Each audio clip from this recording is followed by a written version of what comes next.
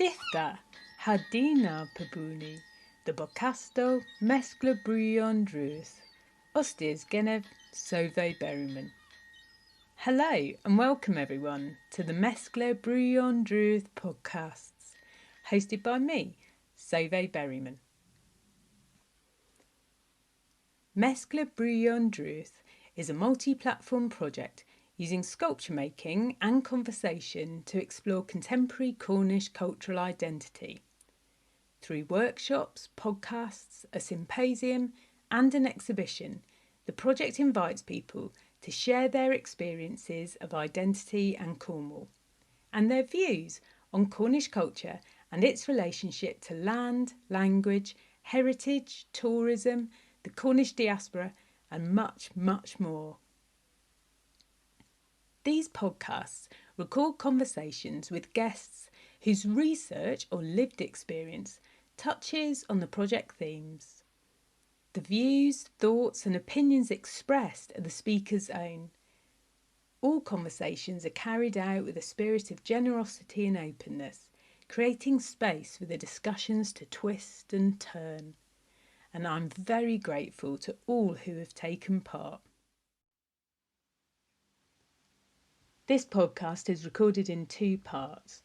Artists Libita Sibungu, Georgia Gendall, Liam Jolly and I had planned to be in a room together to talk about our relationships with Cornwall, but we were meeting on one of the hottest days of the year when a storm brought the first rain for weeks and disrupted rail and road travel and took out some mobile masts. Due to the disruptions, we couldn't all be in the same place, so we recorded the conversation in two parts. This is part two. I am joined by Libita Sibungu, an interdisciplinary artist. Sibungu works with writing, drawing, performance, photography, print and sound to build environments that weave decolonial narratives into immersive installations and poetic arrangements. Sibungu is the recipient of the 2022 Arts Foundation Future Award, and she has presented her work with Spike Island, Gasworks and Somerset House in the UK, Temple Bar Gallery, Ireland and Sonsbeek in the Netherlands. Here we join Libita telling us about her work and practice. Yeah, sure. It's constantly shifting, so let's go with what it is today. I'm interested in entangled histories, how we experience memory, and also wanting to create spaces for healing and catharsis. So I speak a lot through my personal history as a mixed race, African Celtic, Black woman, and my experiences of growing up as a person of colour in Cornwall in rural England. And yeah, I work a lot with sound, I work a lot with drawings and with analogue processes. And so have you worked away as an artist? What's your sort of journey there? Yeah, so I journey, I guess I grew up here in Cornwall, mainly in Penzance, and then when I was 18, I fled. I think it was no, what did I do? I actually did a foundation at Falmouth. That was my first stepping stone. I knew that there was a golden ticket out, and for me, there was only one path left, and that was through education. I wasn't primed to go to university. I don't think it was necessarily a feeling in my family structure that this is what would happen next, but it just became quite an urgent, like, this is the only way. So yeah, I went to Falmouth with my best friend, and shout out Nina Royal. And it was wonderful because there were so many people not from Cornwall there, so it was like a year of just us and all these people that weren't from Cornwall. It was absolutely, yeah, like, so great. And so then, yeah, it was a stepping stone to go and study in London, as I'm sure those people do. People go to university for many reasons, but a part of it is mobility in that way, a chance to go to a part of the country that perhaps you feel like you couldn't afford to do so otherwise. And then I spent 10 years in Bristol, and then have travelled a bit to Southern Africa, mainly Namibia, in the last few years, and now I'm back.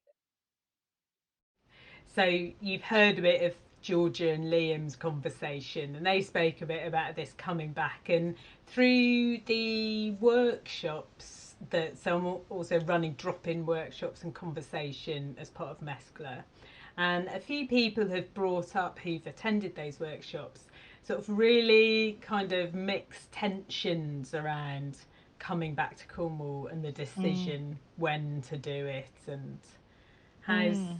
how's that for you? Yeah, I mean, I was one of those that kind of, like I said, like kind of fled, was absolutely chomping at the bit to just see more. There's got to be more. There's got to be some black people somewhere. Didn't grow up with the internet. Come on, where are you?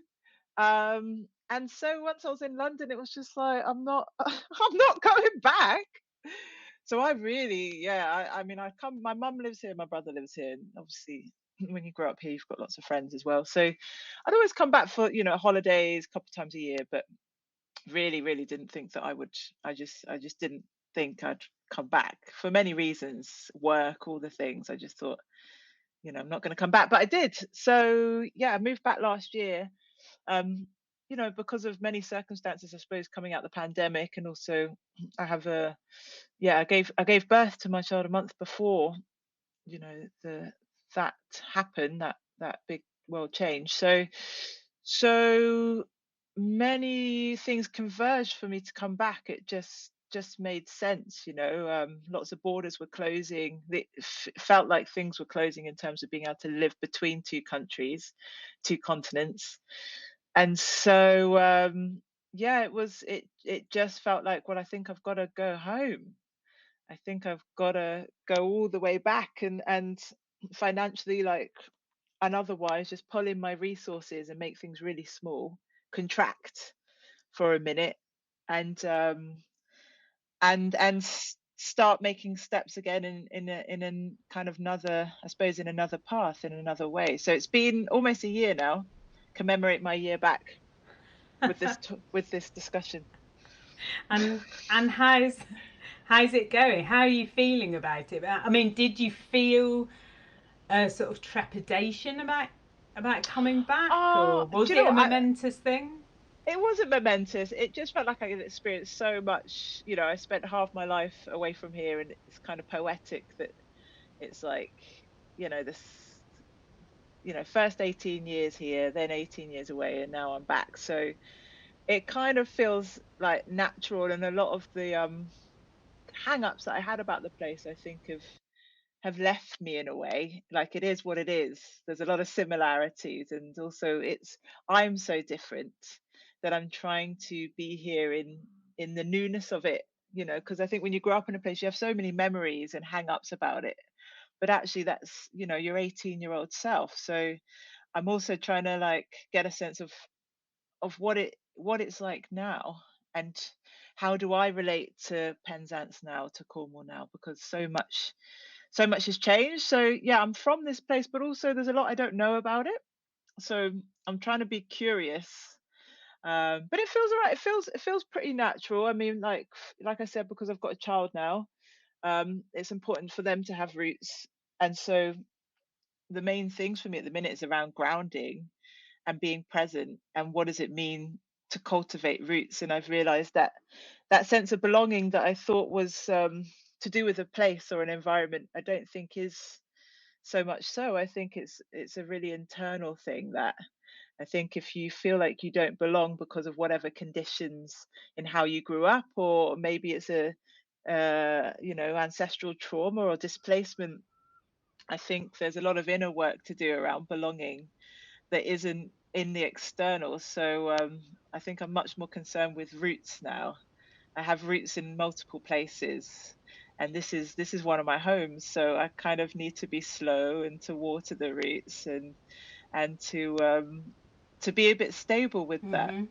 And that's interesting, what you say about sort of belonging not being about place. Mm, Um, you and I have spoken before about uh, how we feel about being Cornish and what connects us in a way to the land or to the place.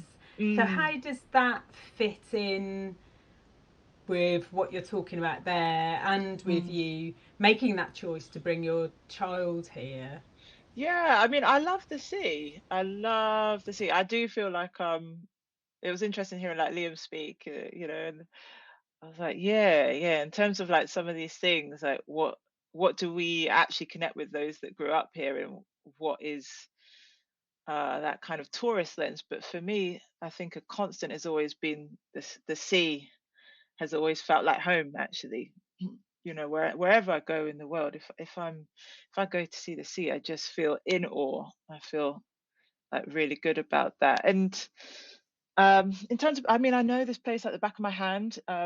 So there's, sometimes when you've been through wild times, there's something comforting in that. Um, and it's all right. Like it just is what it is. It just is. This place just is what it is. And there's things that are changing, but I don't know how much things really will change. But the thing about Cornwall, the only way that I guess that I really know about it is it's wild.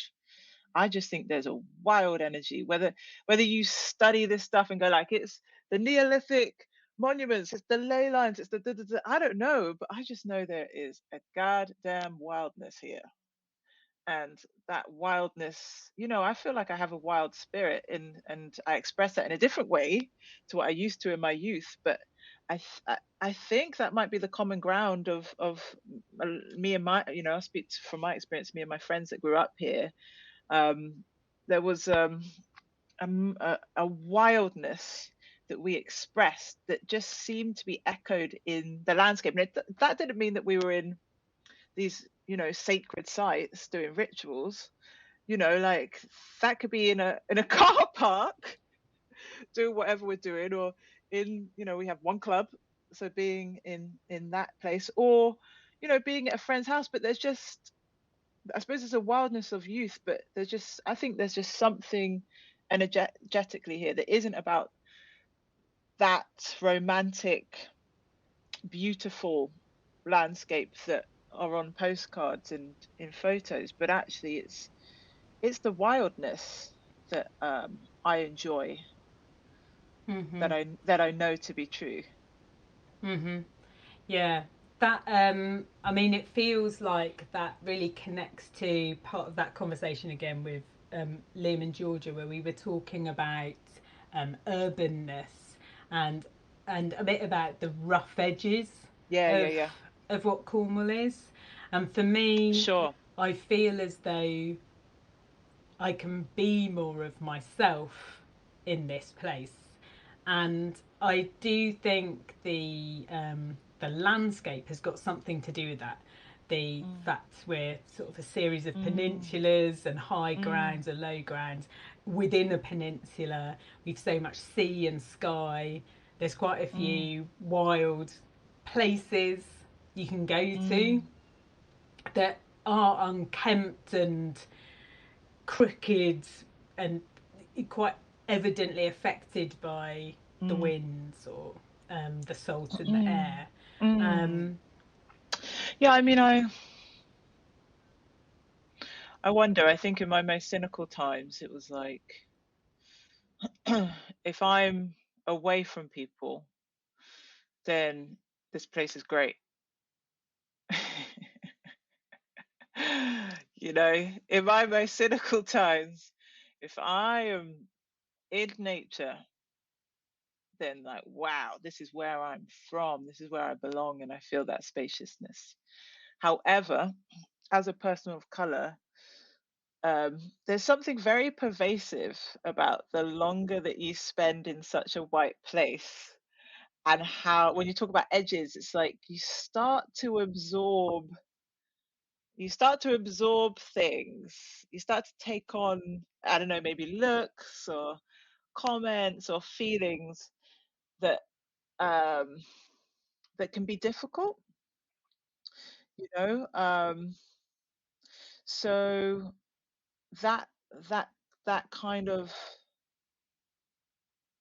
total I guess that sense of being free, or that total feeling of being yourself is can be challenging in that situation. But then, that's very specific to here, and then it also makes me wonder about, when you go to other places that you're not from, the challenges that you have in your body in other circumstances. But yeah, there's a discomfort there that becomes more comfortable. Is that, I mean, I'm wondering, is that something about, so if you're saying like absorbing looks or comments, do they, Mm, and are those looks and comments undermining? I mean, it sounds mm. like, I'm assuming they're looks and comments that are othering and having some racist Sure. thinking behind them, Yeah, and yeah, so yeah. that's undermining whatever sense of, I don't know. The only thing that I know, that I suppose I came to a conclusion of a while ago when I would speak about this stuff, and it was kind of like, growing up here. It's like you're hyper visible, but you're invisible. You know, it's like you are so seen, you are so known because of the body that you are in, that but yet that you go, there's a level of invisibility within that, you know. I don't know, your experience is so can be so isolating, that there's a there's a loneliness in that. um I mean, I think the invisibility could be like, uh like people being colorblind. Mm-hmm. So like, you're not different. You're like one of us, but we need to acknowledge our differences to then be proud of them, or to understand them. But then I think if you're going through experiences where you're not vocalizing what's happening, if you're having disturbing experiences which are making you uncomfortable, but you're not speaking about them because you don't feel you have a safe space to say that, there's those parts of you become fragmented, right? You become fractured. So those parts that you start become less and less whole, because you're not speaking to your full experience. There's a retreat. There's an inwardness, and there's a self-silencing, and with that, that's where repression can happen. That's Mm-hmm. quite dangerous in terms of the realms of trauma, and these kind of day-to-day experiences. And I guess that's what I mean by things can get heavy. So it's important to, I think, check in with that and find ways of speaking, to release, to move through, and to process. But yeah, I don't know, it's just that there is something that, in the way that you move through these spaces, I guess, that can be exhausting. It can be exhausting. Mm-hmm. I have to check in with that, and get a sense of, like, how am I feeling? Where's my energy at? Am I feeling a certain way because of this? And maybe I've got to get out of town, or maybe I need to, you know, cultivate some time with some friends that understand my experience. And there are other things at play, but with that particular experience as a person of color here, yeah, that's something that can, I think, if you're not careful, can be absorbed, and actually can get a bit heavy after some time. I could totally imagine that. Yeah. Yeah, totally. Mm, And and so, as mm, an artist and with the artwork you make, um, are these, mm, this range, this wealth of experience of being who you are in Cornwall, and an African Celtic person, does mm, that come into your artwork? mm, Do you think, mm. and does it come into it deliberately? Like, did you set out to make work about that, or did you one day kind of go, "Oh, I'm making work about this"? I did not. I did not. No, no, no. I mean, I've been on a journey. After my degree, I quit. I actually, in my degree, what did I do? I had a really tough time at uni, and then I presented in a performance. I ate my birth certificate and present. I shouldn't say this live. This type of thing that you just don't. Why am I doing this? I've written it out. It doesn't exist anymore. But basically, I decided that this a new beginning needed to happen, and yeah, I didn't consider myself as an artist for about 5 years. I graduated in 2009. And then it was in 2014 that I started to make work again, but it was that silencing. I couldn't see in my curriculum artists that reflected my experience as a person of color, the language of Black diaspora, the things that that I understand now. I didn't have the vocabulary for that, and so I became really, really stuck. And it became really very, very difficult time for me. And so in 2014, I started, when I was in Bristol, started to reform my practice that was looking at community and the experience of Black people around my studio in St Paul's at the time, and looking at broadcasting and radio, and thinking about facilitation as a practice, which led me into eventually working with sound, and then thinking about installations. But I was kind of moving in and around, and then started to look at like performance and objects that I could carry that would speak to landscape. And it felt like the materials and some of the works came before I realized what they were talking to, what they were speaking to. So I think I did this big work in 2017 where I carried like these big rocks, boulders that looked like there were these huge like granite Cornish rocks throughout Venice, and but they were made of polystyrene. But when I look at that work, I didn't really know what the work was about. But now I'm like, oh, of course, I wanted to speak to this kind of this experience of growing up in Cornwall, but then also of my kind of displaced African heritage and journeying. And so, yeah, that kind of converged into me going straight at it, I think, in 2019, and realizing I couldn't dance around what this work was anymore. And it was about me speaking about my personal, fam, you know, my family experience and my heritage. Um, And it was that mm, piece that really chimed with me around. I know I've mentioned this to you before, mm, around the way mm, these mm. granite blocks are used to delineate space and close down space and control Yeah. people. But also, I've just started to find it really funny. Like I just started to laugh. Like when I actually started to look at these lumps of granite as like, okay, this is our way of delineating space. That is just fucking hilarious. Like, this is where a car park is. Here's two giant granite block. Like, not like I'm not trying to make us out to be really backward, but like that is just how it is. When I started to look around at things, I was like, this is fucking funny. There are two lumps of granite to tell us that this is a zone. And that to me, like, yeah, granite, it is this place. When you look at the houses, you just know it. And but also I think there's something really funny. There's a seriousness to all of this, but also there is a lot of humor, I think. In the way things are just plonked down, like, Yeah, plunk down. It's just yeah. bonkers. Just like, okay, that's just how that did the job. Why change it? And it does. Then there's more time to sit down, have a cup of tea, and eat your pasty at crib. Exactly. Yeah, granite. I put granite into my last show actually in 2019. Loads of Cornish.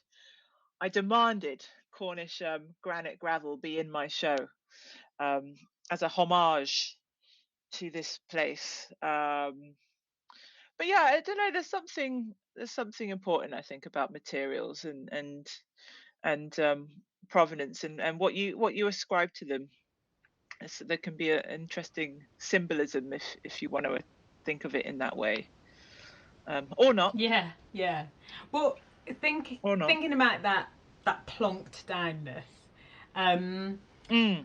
Again, it feels like this is something Liam and Georgia sort of touched upon as well, like the space to make things happen, and being Mm. back in like Redruth and Falmouth respectively, they felt like there's space to make things happen, that people do just set stuff up. Oh yeah, here's a field, right, we've Mm. got an air show on now, that's it, done. um, Mm. Things are sometimes really put together without much finesse, but they can also happen quite Mm. quickly without too much fuss. Um, Mm. and I don't know, that fear, I don't think that that is something that's just Cornwall, but it certainly feels something Mm. that is easy to happen here and comes Mm. into my Mm. work a bit. Do you, Mm. do any Mm. of those sorts of attitudes come through? Yeah, I mean, I don't know if I don't know if I relate that to my, if I can relate that to my Cornish experience, in terms of just, having my second wave coming, being back here for a year. But certainly, I feel like I came through an artist-led DIY um, space, when I came back to my practice in 2014. And, it was like just putting things on with, with no money, us all working other jobs. And I think there's something maybe about class in that, like not coming from economically privileged backgrounds, and therefore having to work a couple of part-time jobs at least, and then have a studio, and then in the spare time, you do things. So prior to the position that I'm in now, and whatever number of years ago, it was an economic thing as well, of how can we put stuff on, how can we have community, or, without much, and best use the resources that we have. And I think that's reflected the outcome of my practice is, what resources do I have to hand, and that maybe in that more DIY environment, I was making more performative works, and like carrying these rocks, or broadcasting, or being part of a collective because I had to. And now, I haven't been in the studio, really haven't had a studio for a few years, and so my practice operates in a different way again. But I wonder now, being back here, being in Penzance, um, yeah, what's the pulse of the arts? And I'm curious. I don't feel like I'm in it. I hang out in certain spots. I don't drive, um, but I'm not. Yeah, I'm not sure of what's going on in terms of artist-led communities, or DIY projects here in Penzance specifically. Mhm. Mhm. Yeah. What The what do you think? Like, because we feel very regional within a small region. It's yeah. like, there are these. That's what I'm realizing. I'm trying to like observe. Like, okay, so there's kind of like an art scene in St. Just. There's an art scene in Newland. There's an art scene in Falmouth. There's an art. Okay, these are okay. There's a lot of little pockets, right? Yeah. I mean, I feel Cornwall's really dispersed and Sure. broken up, and has really poor connectivity between the different Mm, areas, towns, and villages. that's Um, interesting. it feels to me like there's really strong identities connected to certain places. Mm, Um, like I was born in Penzance and grew up around Campbell, in and around Campbell. I went to secondary school in Truro, but I don't sort of connect to Truro at all. I'm from West. I'm from West Cornwall, and that's sort of really part of my identity. And even I live in Falmouth now, and I'm yeah, I it's lovely. It's lovely living in Falmouth, and I made a choice to come to the south coast to have a different experience when I moved back down.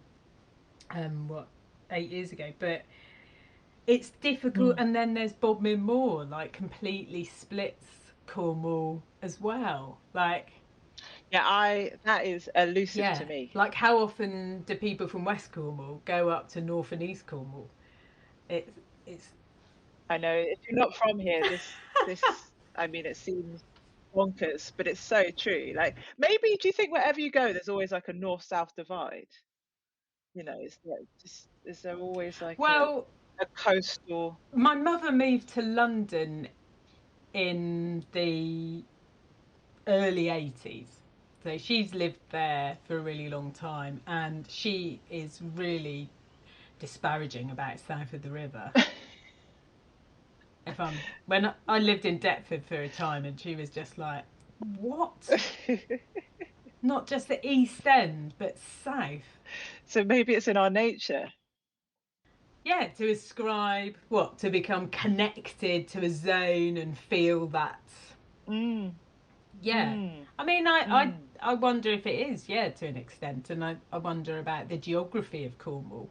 Sort of also, we've got so many ups and downs, and the wild spaces you're talking about, like the moors, Yeah, are yeah, even yeah. now harder to be in or on. Um, Mm, so mm, I do think they sort of keep people in mm, their little conurbations. And we don't have great public mm. transport, do we? We're not going to just like jump on the central line and nip down to Penzance. No, that's an issue. You really do need to drive, right? And if you don't drive here, then there's you really experience it in a different this place in a different way. And I grew up not with a driving family. And I think I became aware later in life when I was like reflecting and being like, whoa. And just seeing friends that have different mobilities and lots of different ways, how they experience growing up here and their language around this place. And it was just so different. There was just such a different understanding of the histories. It was interesting hearing, the conversation with Georgia and Liam, like around these kind of, esoteric, like sacred histories and how inaccessible those knowledges were and maybe still are. And thinking about that physically as well, like who has access to these heritage sites that tourists want to come and see, and also people with a certain understanding go to see, because I certainly know that I didn't experience that stuff. It was only when I did this project in 2019 when I thought I need to look at my heritage here and I need to face some things and I need to make peace with some things and walk through some things, that when I started to walk along some of these paths, it was amazing. But I also kind of just thought, wow, I didn't I didn't think I liked walking. I was just like, oh, for years I was like, walking. And it was interesting hearing Liv saying that, because I was like, I hear you. And I'm really different now, but like I just didn't get it because it wasn't a hobby. Like, why would you go for a walk on the weekend? Like, I'm in town, like we're gonna go out and do something like local. And because we didn't drive, it just wasn't part of my family's like vocabulary as something to do. And I wonder, when I think about kids from the estate as well, like they sure as hell wasn't, they were not doing that as well. So I just think there's a big there's a big gap in in our experience here in terms of mobility, economic, social, um, like physical mobility, in who can access these sites, claimed sites of heritage, of beauty, of wonder. And so then if you live in a place where everybody's talking about this stuff and yet you can't access it, there's also that invisibility thing happening again, where like the Cornish identity is really hyper visible in terms of the language or media, and yet your experience is invisible. in terms of you not being within that narrative. And that's where I have a problem with dominant narratives, because it does this, it eclipses, you know, it eclipses it's not inclusive, is it? And sometimes it's just not real. It's real to a certain part, but also like how many people um feel outside of that. There's so much Mm, dislocation in that. mm, Like, if there's, yeah, this dominant narrative, this is what Cornishness is, mm, this is the Cornish mm, heritage, we're all prancing around merry mm, maidens like every weekend or something, mm. or always spending time down at the beach. And actually, we know loads and loads and loads of Are people inland. are not doing that. Uh-huh. Yeah. And even if they are Yeah, coastal, they're sort of facing away from the beach yeah. because of all the other sort of mundanities but essentials like um, day jobs and how you get to a day job Yeah, and yeah, yeah. And transportation is a big one, but it's interesting that dislocation. It's interesting. hmm. And that going back to what you were talking about there around fractured cultures. I Mm, mean, I'm really interested in how well, not necessarily how cultures become mm, fractured, but how do we as individuals put those things back mm, for ourselves mm, to an mm, extent, and how easy is it to claim mm, something that you can't access, like you say, like maybe you can't get to, I don't know, Lanyon Coy mm, or mm, Menonthol or one of these places, but you know it's part of that mm, heritage, um, and you always see it represented in this certain, in a way mm, that is maybe not something you relate to. mm. I suppose it's about storytelling, isn't it? And who's speaking, who's narrating. And so, that those that is true, isn't it? That is a part of Cornwall. But then there are other parts and other experiences that I think are lesser known. And so then that makes you think about power dynamics around who is speaking and who are telling the stories, and what are the intentions around constantly telling the same stories here, because that is something that I found stifling growing up here, and still to a certain extent is the level of repetition around Cornwall heritage. You know, it's not to say that the stories that are told aren't true, but also, 50 years on, there have got to be other experiences and other histories emerging that aren't just majorly, marginalized experiences. And so that gets me wondering about the author and the narrator and and the writers of, the creators of these postcards. Um, and I think there's something important in, I don't know, when I guess when we think about fragments, it's like an archaeological dig or something.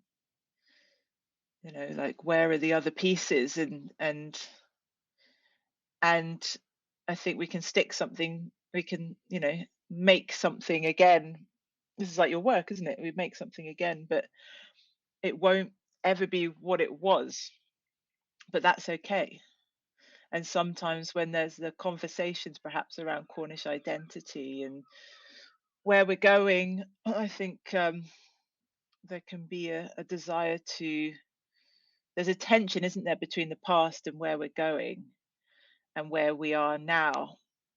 And it's quite disorientating and quite difficult, because we can't stay in the past and we can't hark back, but we can bring things forward to create something new and relevant and expressive and important. But I think it's when you don't have the perspective on what you're digging, what you're finding in on the site. It's kind of these little fragments, isn't it? And then there's, I mean, this really connects to that. Okay, so if you're rebuilding those narratives or building a new narrative with these fragments that you find, then who who is it who's rebuilding that narrative or writing that new narrative, and who's it for, and Who's it for?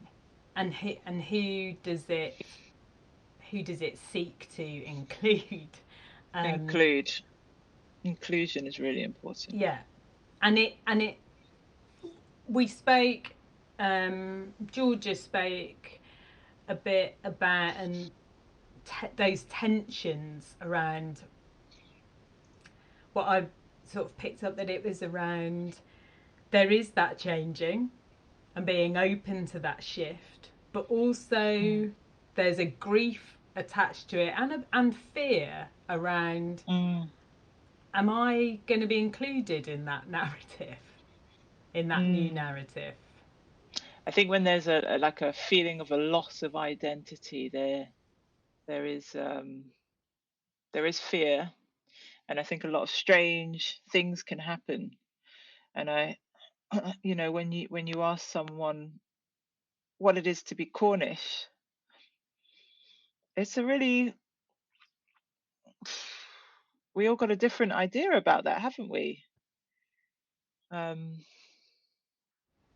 I went to Redruth Pride on Saturday. Oh, did you? And that was awesome. And Mm.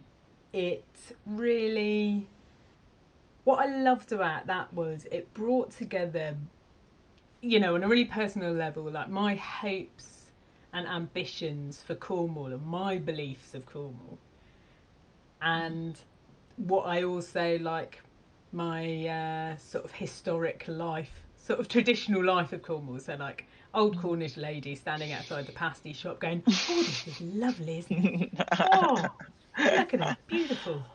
And then also this enormous, like, this huge pride flag rolling down Fore Street, or being unfurled up Fore Street, with like massive blasters, like blasting out a load of Freddie Mercury, and like some geezers with wings and gold hot pants. Like, bring it on.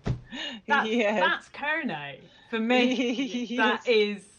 That completely summed up where it is and where it's going in my sort of, in my fantasy world. So that also sounds like intergenerational as well.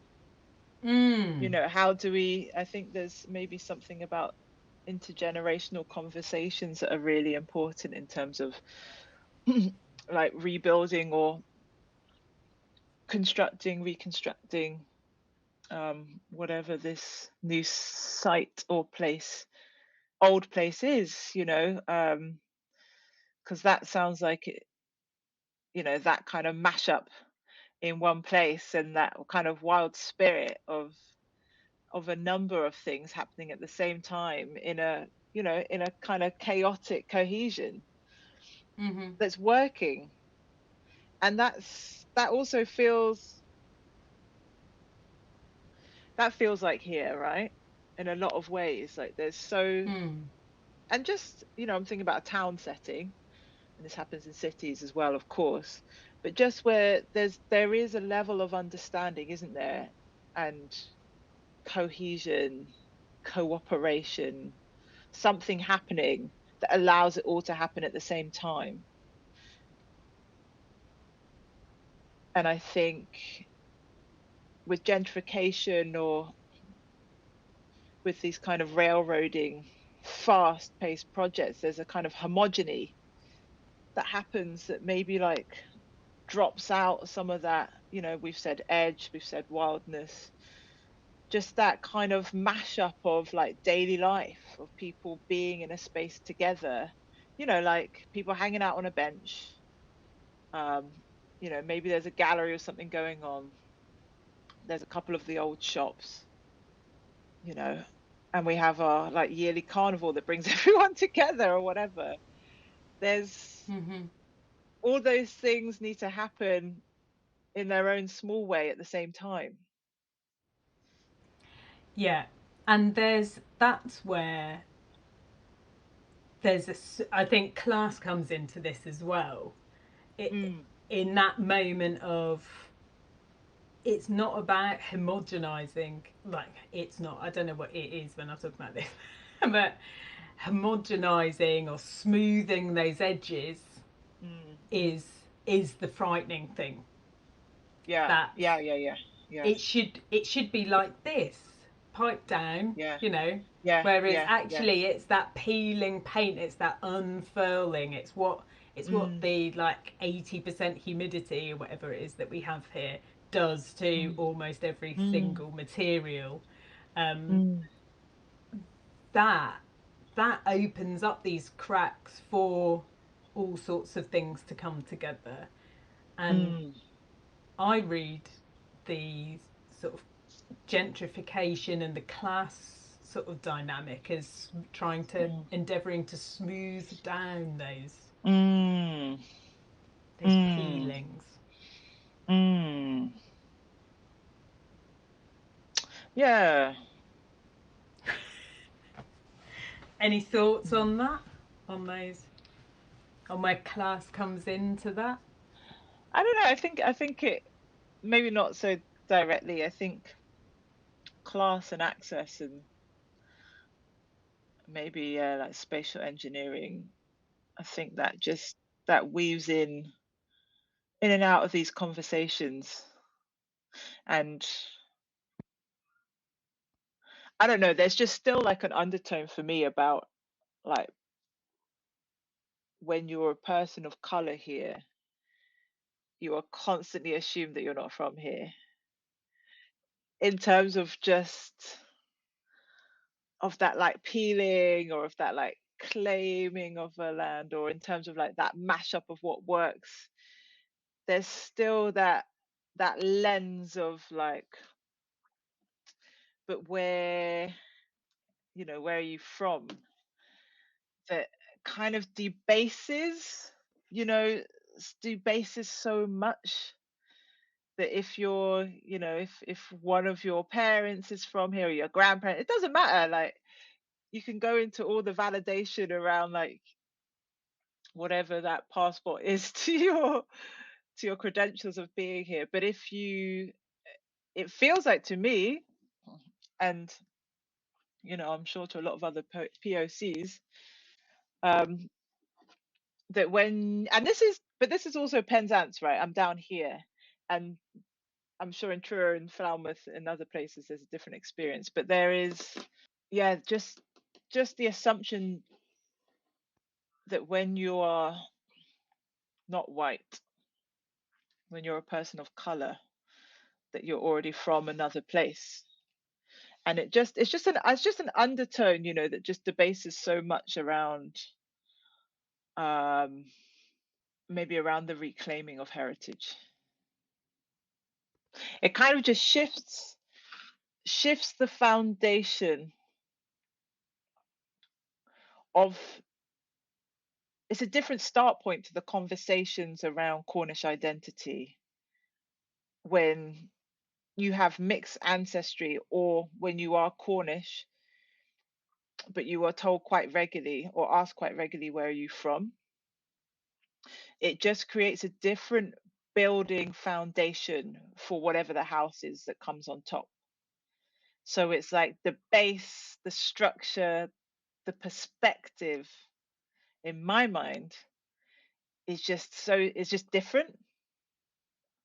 So it's almost like when we're talking about this landscape, and I love like mines and as part of my heritage, and I think they're super fascinating, but that's why I love the subterranean as well. There's these empty caverns below us that also have the potential for so much in terms of like um alternative energy, sustainable energy systems as well, when we think about geothermal energy. But anyway, I digress. There's something there in the subterranean realm to think about what can come, like what's already under us that's quite murky and maybe toxic and hidden, Mine's a really good analogy for it. But then, water can be pumped in. We can go to the Earth's core, heat can come up, and something sustainable can come through. But I think there's something about that base and the conversation around many perspectives, which is why these conversations are really important. My perspective here being really important, just as much so as everyone else's, that perhaps helps us all bring in these kind of materials or components into like what is going on under there, to include those toxic parts as well, and those rotten parts and those eroded parts into us making and building a foundation. I don't know if that makes sense, but that's kind of the best way to get to it in my mind's eye.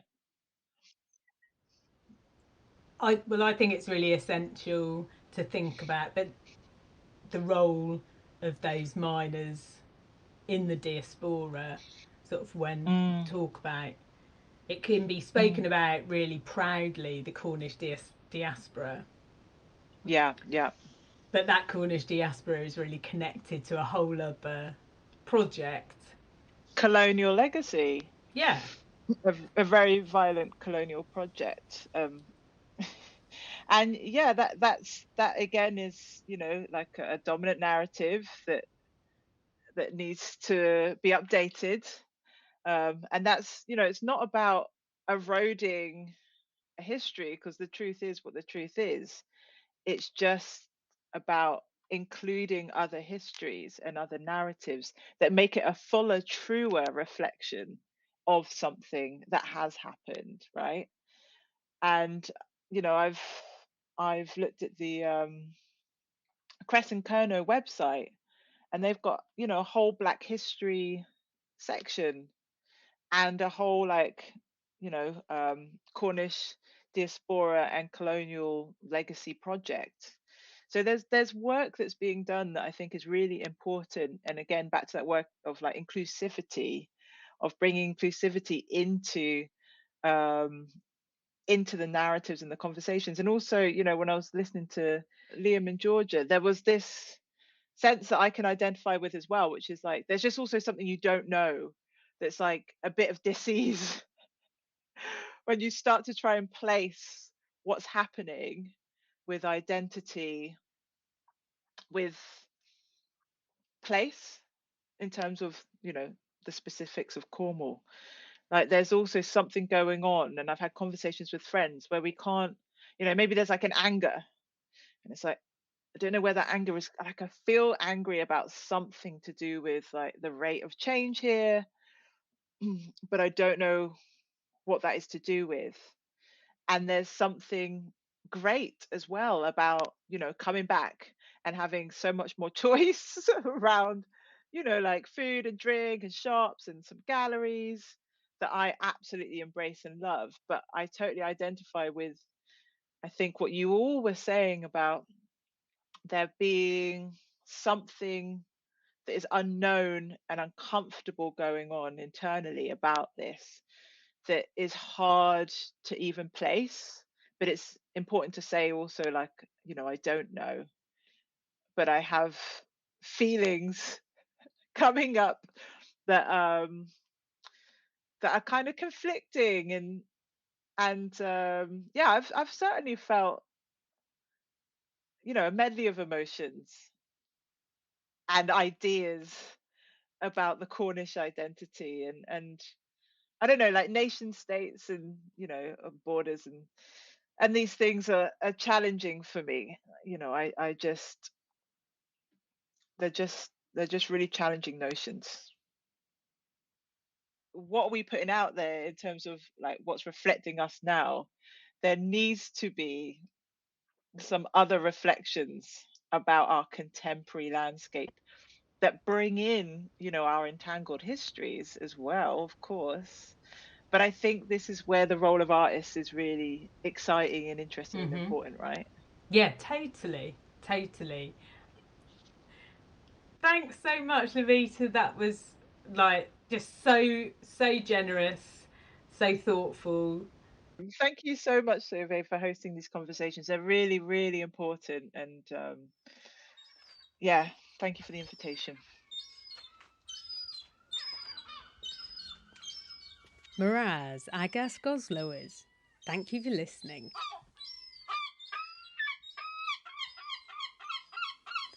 Further episodes of the MESKLA Brewyon Drudh podcast can be found on my website, soveberryman.co.uk. That's SOVAYYBERRIMAN.co.uk, where you'll also find guest biographies and a resource page of links to further reading on the topics discussed. If you feel inspired to join the MESKLA conversation about contemporary Cornish cultural identity, please get in touch with me, Sove Berryman, via my website or social media. You'll find MESKLA Brewyon Drudh on Facebook, Instagram and Twitter.